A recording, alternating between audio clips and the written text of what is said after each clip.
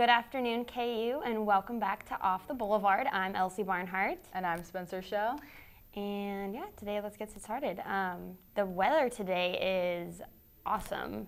Especially this week, it has been so cold and windy, and today I came outside and it was so nice. I was like, yes.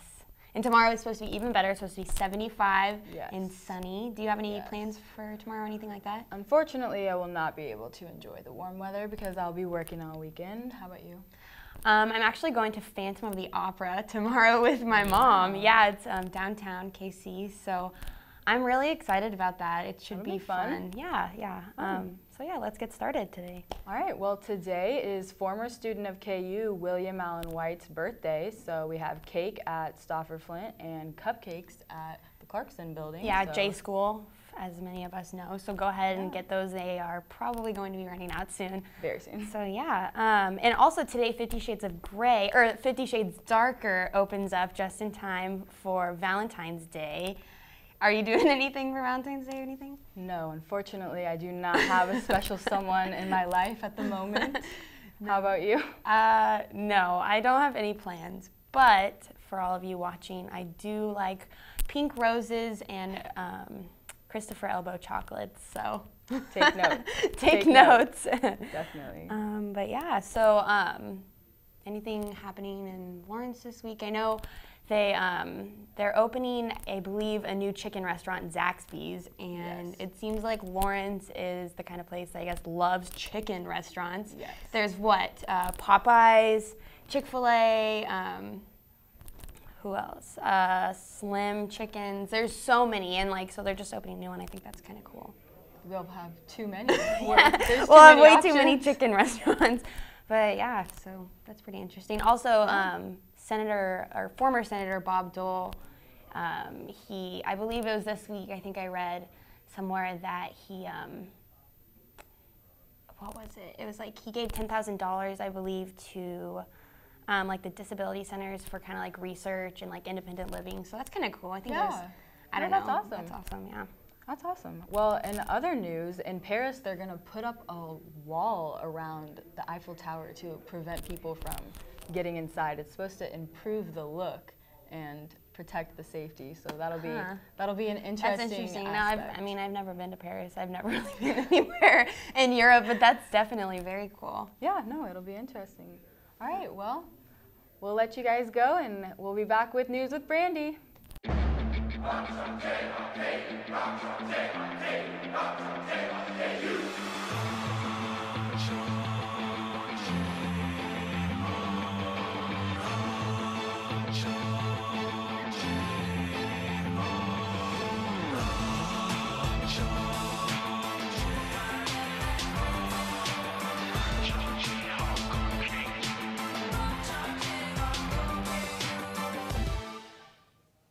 Thank you for joining us. I'm Brandy Smith with your news update.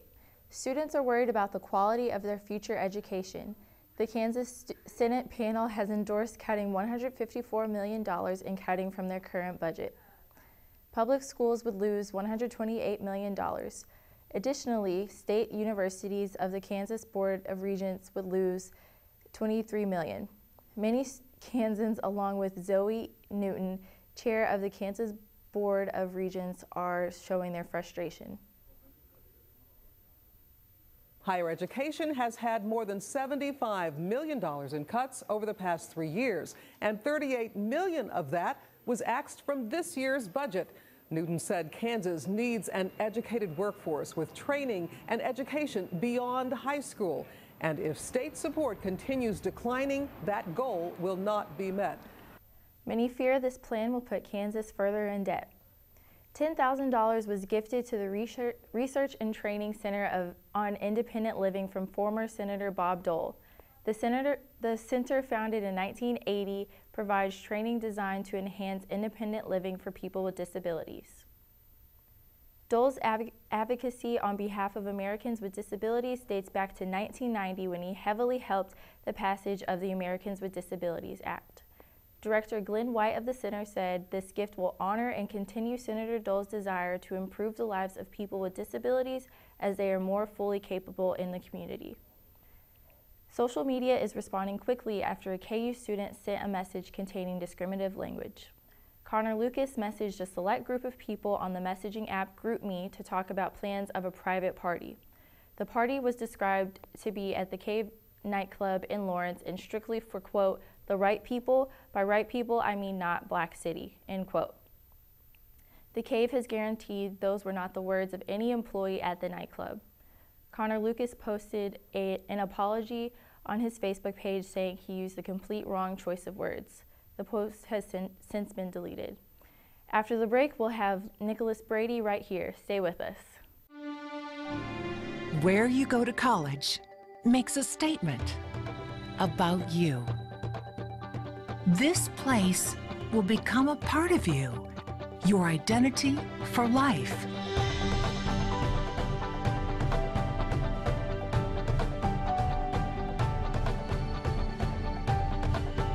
The University of Kansas, a great place to be you. Hello, welcome back to the Brady Fashion segment, talking about style today. But before we get into that, how about the weather? Last time I checked, it was 58 degrees, the high is 65 today. And I think the reason why I'm bringing that up is because what do you wear when the low gets to 30 and then the high gets to 60? Today I'm wearing my winter jacket, and I think my biggest advice is to keep that winter jacket but layer down. Yesterday stayed a cold of 30 degrees and I was layered up. Today not so much. I walked up on that hill and you get up that hill and you could be way too hot because of the layers. Today was good. So yeah, I would say get light with not the heavy jeans, light t-shirt, and then with the heavy jacket. And with this jacket, if you notice, it's a vintage KU jacket. I got it from my grandfather who went to KU, and the patch is actually from my grandma, his wife. She went to school here also, so this patch actually dates back to the 1930s. And a big thing I want to do throughout this segment and throughout the semester is kind of look through what people used to wear over time. I think that's a big part of style and really important, especially within our campus. I think it's really interesting. We have some pictures today of what KU students used to wear. And so what they used to wear, I think, is super interesting. I was at the Spencer Research Library, which is super interesting. Lots of archive photos. Actually, I don't think the photos are working today. But basically what they showed was people used to wear suits a lot. Our director, Cal, actually brought that up in the library today. He saw someone in straight PJs. And you catch that a lot on campus. You see students wearing, basically what they wore to sleep the night before. And there's nothing wrong with that, but I think the reason why I like to talk about style, it does make an impression on who you are and, what you're trying to present out to the world. And so I think mixing comfort and style is really important. And it doesn't depend on what era or what everyone else is wearing. Style is a lot more important than just wearing expensive clothes. And good stores, I think, to shop in Lawrence is another thing I'd like to bring up throughout the semester. Places I like to go to are thrift stores. A really important one is Plato's Closet off of Clinton Parkway in Caswold. It's a little out there, but they have really good prices for really good clothing that normally would be overpriced. Another one is really great is Arizona Trading Company on Mass Street. They have really great clothes. And I mix up kind of the vintage wear along with something possibly expensive that you only get around Christmas or your birthday. We are in college, you can't afford the nice clothing, and that's why I do like thrift stores. That's about what we have for the rest for today. I mean, next segment I hope to have an interview with a KU student, and we'll be talking about what they make, and I'd like to get an artist here and the designers and people that are interested in clothing. If you have any old vintage KU clothing that maybe someone like your grandpa gave you or your mom that also went here, tweet us at _THE_BLVD for Off the Boulevard. That'll be it. Next up, we have sports. 3, 2, 1, and camera 2. All right, guys, welcome back. Welcome to Media Crossroads.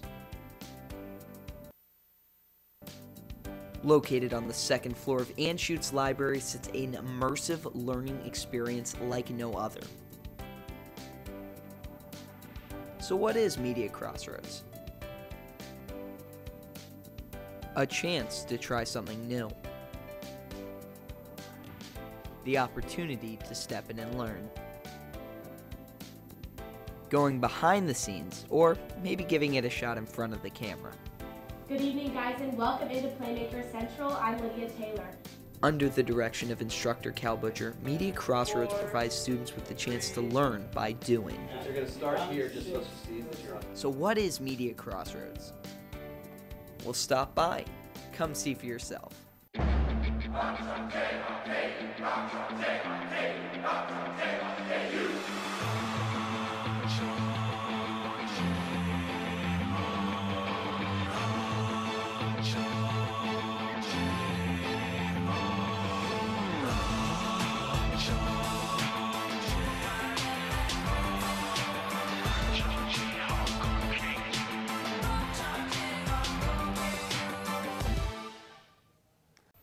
All right, welcome back to Off the Boulevard.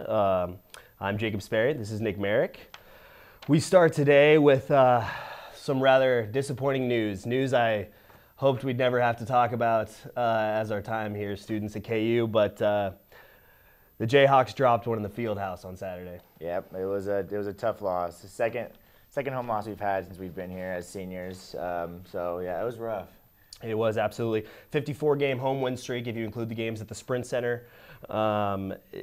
Just tragic. I don't know how else to describe it. We had that 14-point lead at halftime. I thought we were good. I was thinking a 30-point win, but absolutely. I mean, I was in the stands and kind of just looked around at everybody after the game, and nobody really knew what to do. So yeah. I mean, Iowa State, they hit 18 out of 34 three-pointers, and Allen Fieldhouse record. I mean, any team that shoots 52.9% from three-point, they're going to have a good shot, shooting that many shots. So absolutely, yeah. It was a tough loss. They couldn't miss. So, but if there's one way to rebound from losing at home, it's to go to Bramlage Coliseum in Manhattan and beat the Wildcats. Oh, yeah. And that's what we were able to do on Big Monday. I should say the Jayhawks.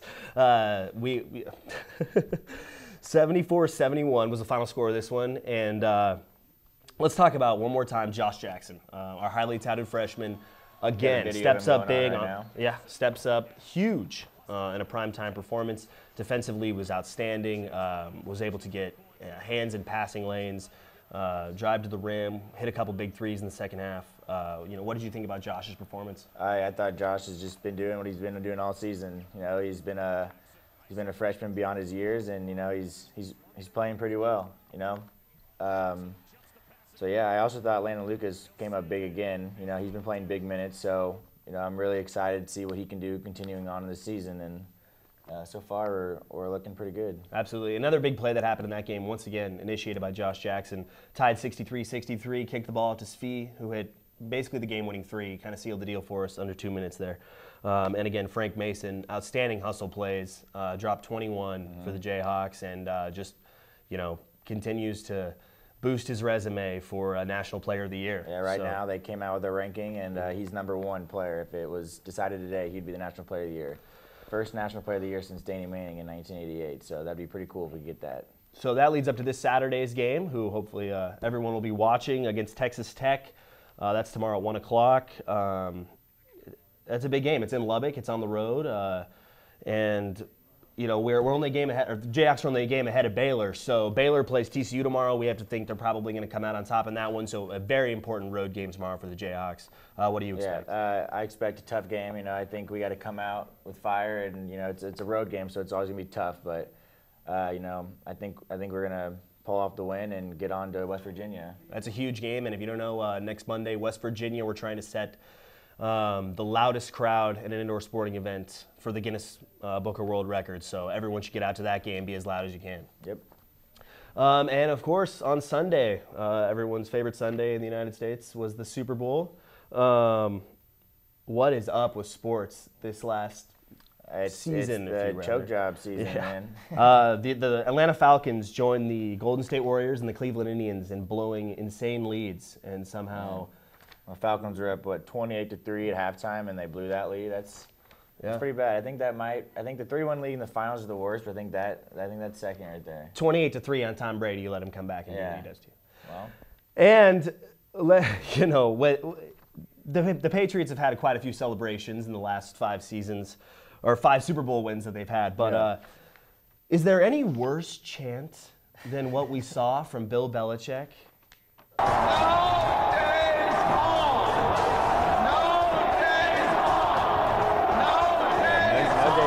Funny. He says no days off when he's taking a day off. So, Absolutely, yeah. They're sitting there taking a day off. He goes to Pebble Beach Pro-Am and golfs the next day, and he's sitting there, no days off, no days off. Yeah. But I guess when you win, 5 Super Bowls in the last 12 years, you can do whatever you want. Yeah, you kind of have a pass there, so.